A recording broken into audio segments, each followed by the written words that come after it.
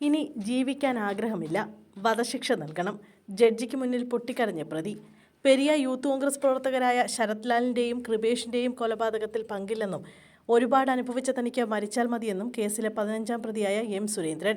ഇനി ജീവിക്കാൻ ആഗ്രഹമില്ല, അതുകൊണ്ട് വധശിക്ഷ നൽകി ജീവൻ അവസാനിപ്പിക്കാൻ സഹായിക്കണമെന്നായിരുന്നു കോടതിയിൽ സുരേന്ദ്രൻ്റെ കരഞ്ഞുകൊണ്ടുള്ള അപേക്ഷ. ഗൂഢാലോചന, കേസിലെ പ്രതികളെ രക്ഷപ്പെടാൻ സഹായിച്ചു തുടങ്ങിയ കുറ്റങ്ങളാണ് ഇയാൾക്കെതിരെ തെളിഞ്ഞിട്ടുള്ളത്.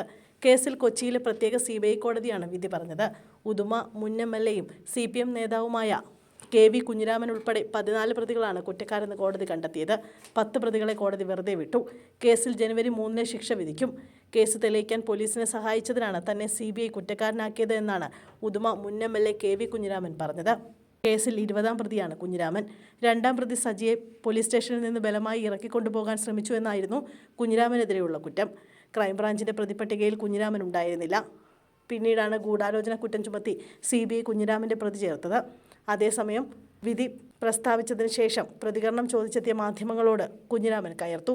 വഴി തടസ്സപ്പെടുത്താതെ മാറി നിൽക്കൂ എന്നായിരുന്നു മുൻ CPM MLA കൂടിയായ KV കുഞ്ഞിരാമൻ്റെ പ്രതികരണം. സഞ്ചാര സ്വാതന്ത്ര്യം തടസ്സപ്പെടുത്തരുത്, തനിക്കിപ്പോൾ പ്രതികരിക്കാൻ താല്പര്യമില്ലെന്നും KV കുഞ്ഞിരാമൻ പറഞ്ഞു.